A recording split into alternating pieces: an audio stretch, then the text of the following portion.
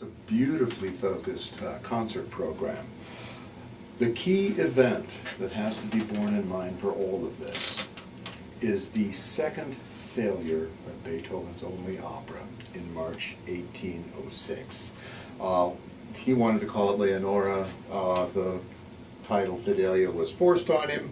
Whatever the title, it flopped a second time, the second time within 6 months. And this had huge creative consequences and huge fiscal consequences for Beethoven. And this program is testimony to some of the creative consequences. That very summer, he writes the Fourth Symphony.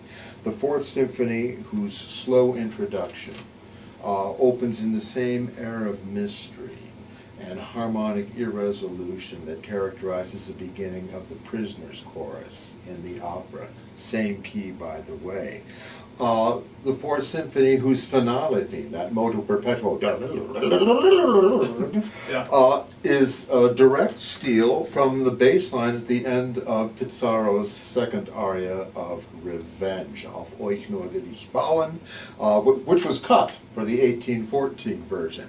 But it departs from that. Written that summer, '06.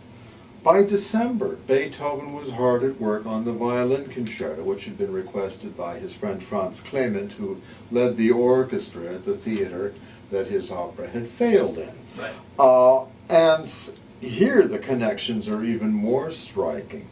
Marcellina's aria at the very beginning, O wär ich schon mit dir vereint, C minor, bum bum bum bum bum bum bum bum, gets transposed into major dum dum da dum da dum da da da da da in the second half of that aria. But then, oh my gosh, it turns up as the finale theme, dum dum da da da dum da da da dum in the violin concerto. There's a lovely trio in the second act of the opera. Euch werde lohn, da da dum dum dum is the way it begins, and precisely that theme is right at the middle of the slow movement of the violin concerto.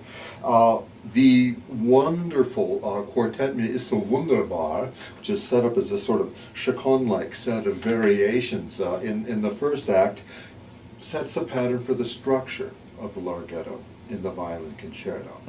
And by creative consequences, I mean Beethoven, having flopped with the same opera twice, is going to pursue some of the implications of the musical issues that have arisen in the opera in instrumental terms, which are more congenial to him. Now, it could go on and on to other works, but 2 of these works are represented on the program that's been put together by Arya Lipsky, and it's going to be a fabulous program.